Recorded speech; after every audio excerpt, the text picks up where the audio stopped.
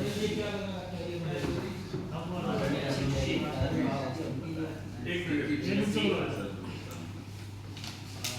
News के इस कार्यक्रम में आप लोगों ने मुझे आज आमंत्रित किया, उसके लिए आपका शुक्रगुजार हूँ।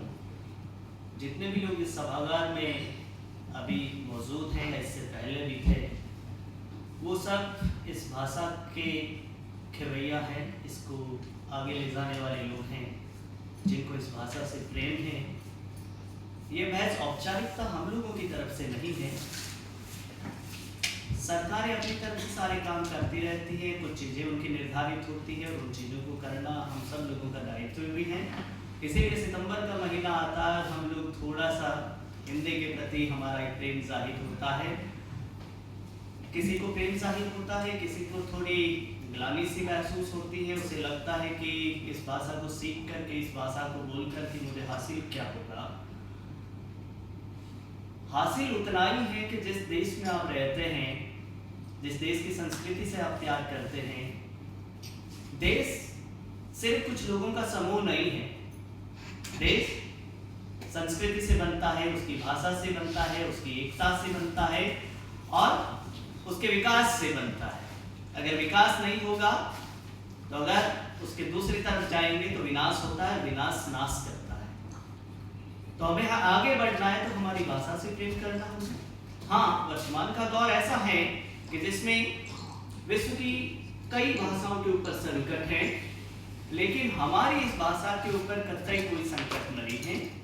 जिन लोगों को ये मुगालता है या जो मानते हैं कि हिंदी विकास की भाषा नहीं हो सकती, तो उन्हें ये भ्रम दूर कर लेना चाहिए। हिंदी विकास की भाषा है। विकास की भाषा इसलिए है कि पूरी दुनिया में भारत नहीं, भारत के बाहर 160 विश्वविद्यालय ऐसे हैं जो अपने यहाँ हिंदी पढ़ाते हैं। भारत की हिंदी विकास की भाषा है, इसलिए माइक्रोसॉफ्ट को अपने सॉफ्टवेयर हिंदी में बनाने पड़ रहे हैं और आपको काम करने के लिए सारी सुविधाएं मिल रही है। आपके जितनी भी तकनीकी क्रांति के माध्यम से जितनी भी चीजें दुनिया में आ रही हैं, उन सबका सबसे बड़ा बाजार भारत है और भारत की समृद्धि में वो सारे लोग शामिल हैं, इसलिए हिंदी वहां भी आपको मौजूद मिलेगी। जब शुरुआती दौर में आपके पास मोबाइल फोन आए होंगे, आपके पास कंप्यूटर आया होगा, तो आपको बड़ा संकट नजर आया होगा कि हिंदी के बिना, हिंदी है नहीं, हम लोग काम कैसे कर पाएंगे, हमारे लिए तो किसी और ही लोग की चीजें हैं।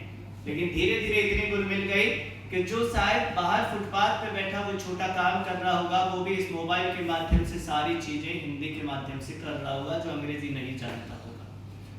वो सब जो अंग्रेजी के रहे होंगे वो हमारी हिंदी में ऐसे घुल मिल गए, हमें लगा ही नहीं कभी कि वो हमारी भाषा के अतिरिक्त भी किसी और भाषा के शब्द हैं।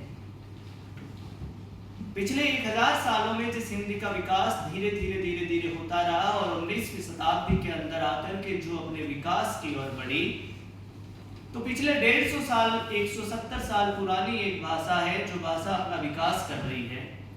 और किसी भी भाषा को अपने विकास और अपने परचम तक पहुंचने पे कम से कम 700, 800, 1000 साल का वक्त लगता है। तब वो लगता है कि वो अपने आगे की अपनी ध्वजा फहरा रही है। हिंदी के साथ भी बिल्कुल ऐसा ही। जो बोलियां हमारे यहाँ बोली जाती रही, उन सारी बोलियों को सम्मिलित करके हमने एक ऐसी भाषा को बनाया। ये भाषाओं का समूह है हिंदी हमारी।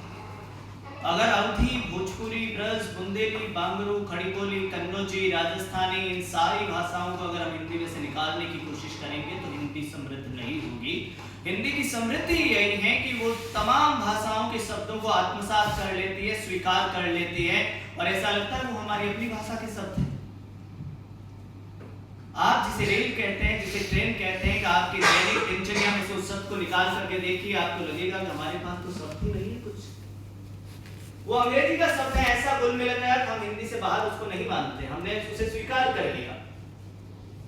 हम जिसे रिक्शा कहते हैं, जापानी भाषा का शब्द है, हमने स्वीकार कर लिया उसको और हम धड़ल्ले के साथ काम में लेते हैं।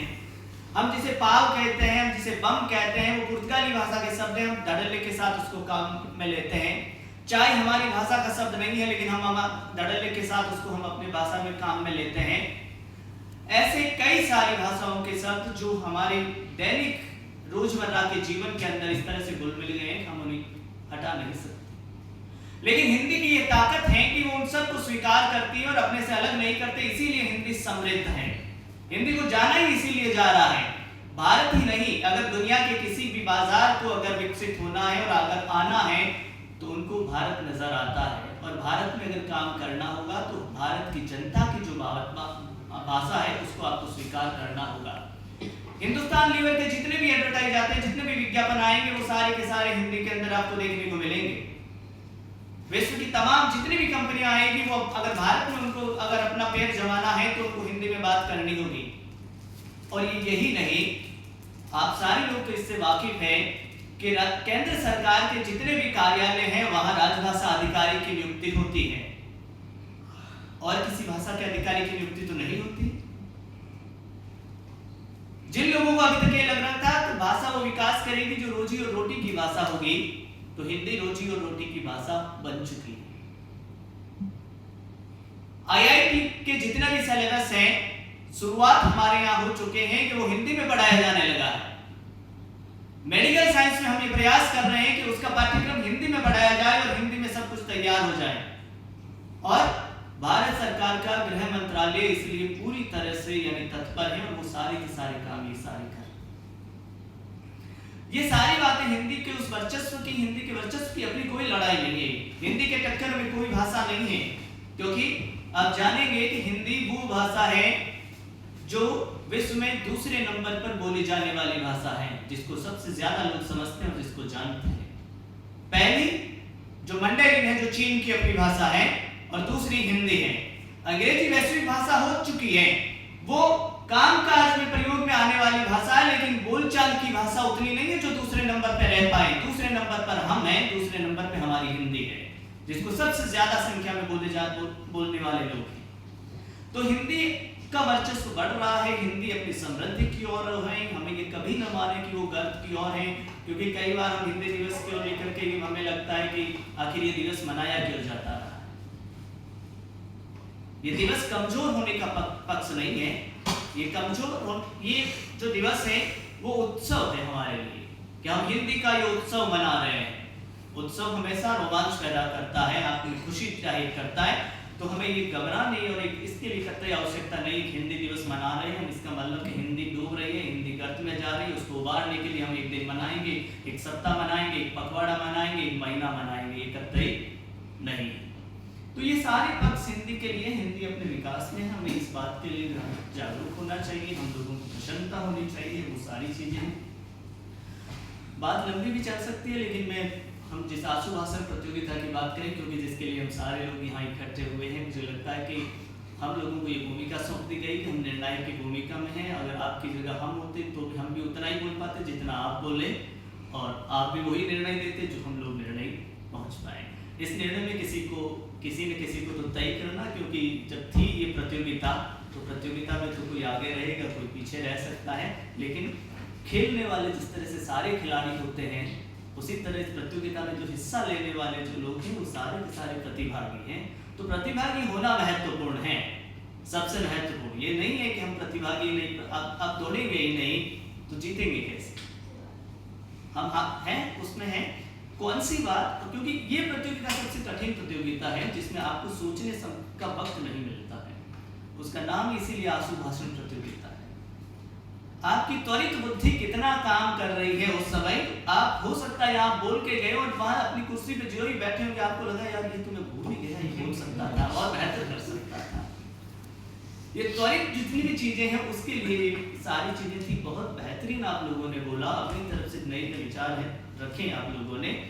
अब नाम लेके मुझे लगता है कि किसी को कहना मुझे ठीक उचित नहीं लग रहा है, लेकिन आप सब ने जो प्रयास किया उसके लिए आप सब लोग साधुवाद के पात्र हैं। आप लोगों ने मुझे यहाँ बुलाया, उसके लिए आपका बहुत आभार।